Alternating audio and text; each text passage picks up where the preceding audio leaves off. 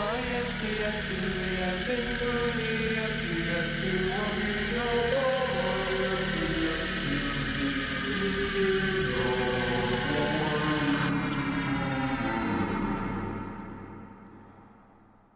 everyone, welcome back to the Wheel of Horror.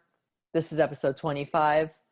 This is the third time I'm recording this because Zoom keeps on messing up my recording, so it is getting very annoying.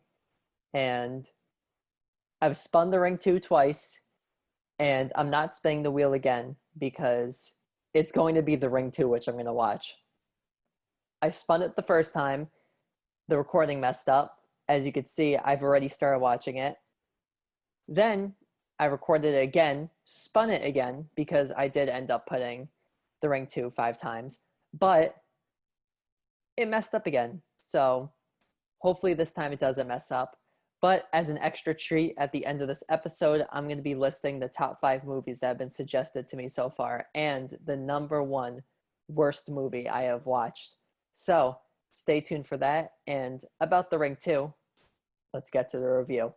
The Ring 2 was released in 2005 and was directed by Hideo Nakata, who is also known for creating Ringu, the original Japanese version of The Ring. He directed the American sequel. He also directed the Japanese sequel as well, but this movie stars Naoimi Watts and follows Rachel and Aiden after the events of the first movie, and it is bad. This is not a good movie. The Ring 2 really should have never been made. There is no reason for it. It doesn't add really anything to the story. It feels like a cash grab, and watching it, it definitely is a cash grab. I mean, the acting is kind of rough. Naoimi Watts does her best. She's probably one of the very few pros in this movie. She does do her best. And Aiden is okay. The other characters are really throwaway, and I know in horror movies that's like the thing with throwaway characters, but really, there was no other character in this movie that deserved to live. I mean, they were so bland and boring, and the story is just so terrible. So, let's talk about that. So basically the plot of this one is, Rachel and Aiden move to Seattle, and the tapes follow them. And Samara tries to enter Aiden, and it was really boring. Nothing really happened. It would just be a lot of Aiden just standing there, taking a picture. We would see Samara, and then Naoimi Watts would run and be like, "Aiden, are you okay?" And he'll be like, "I'm cold." And that's probably the first hour and 15 minutes of this movie. And I'm really not kidding. It'll be that. Or, I think the weirdest thing, for me, is how Aiden calls his mother Rachel. I don't know, it just really bugged me, because he says a lot in this movie, it's like, "Rachel! Rachel!" But, anyways, that was just a little pet peeve that I had with the movie, but in terms of pros, I've already said that Naoimi Watts wasn't bad, and Aiden isn't bad. But the best part is the score. The score is absolutely gorgeous, and I was really happy hearing the melody whenever it comes that da da da da da da da da. That's the best part about this movie. Everything else, the story is stupid, and there was no reason for it to be produced. But yeah, this isn't a good movie.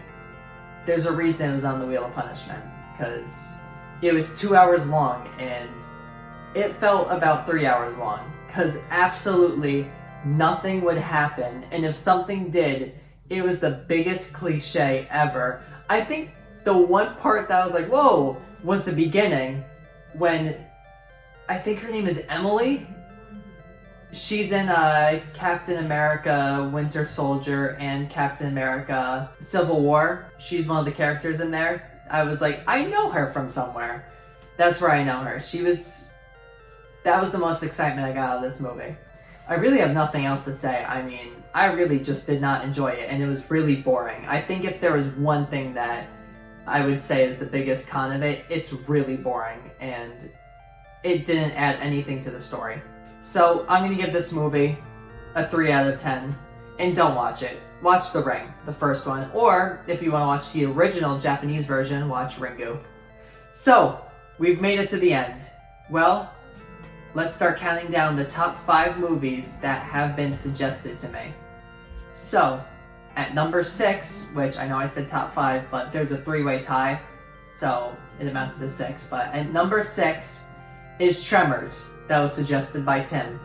So, great job, Tim. You suggested a good movie. It's funny. Kevin Bacon is amazing. What else can I say about it? At number 5, we have The Conjuring, which was suggested by Matt. So, you know, great suggestion. Great horror movie that really defined the 2010s. At number 4, we have Oculus, which was suggested by Becca. That movie is fantastic. As soon as I saw it, I went out to buy it on disc, just in case it ever went off of Hulu or any other streaming service that was on. It's a fantastic movie that everyone should watch. At number 3, we have The House at the End of Time, suggested by Vic. Amazing movie. I love almost everything about it. There wasn't a lot that I didn't like about it. So, that's why I got so high on this list. At number 2, we have The Evil Dead, the 1981 version. Great suggestion, Christian. I mean, this is such an iconic horror movie, and introduced one of the most iconic characters in horror, being Ash, and his catchphrase of groovy. And at number 1, we have Lake Mungo, suggested by Paul. So congratulations, Paul. You suggested the best movie so far of the first 25. So let's see who's gonna beat you out. Now, in terms of the worst horror movie, this one was on the Wheel of Punishment. I bring it up a lot, and it's The Bye Bye Man. I mean, did anyone else expect anything different? Terrible movie. Bye Bye Man. Really terrible. I mean, I gave it a light 0 to a strong suck my nuts. I mean, if that doesn't tell you how I truly feel about that movie, then nothing will. So thank you everyone for watching, and thank you to everybody who suggested a movie. I really appreciate all your suggestions, and, you know, keep on suggesting so I can keep on watching horror movies and reviewing them. But, let's flash forward to the next review.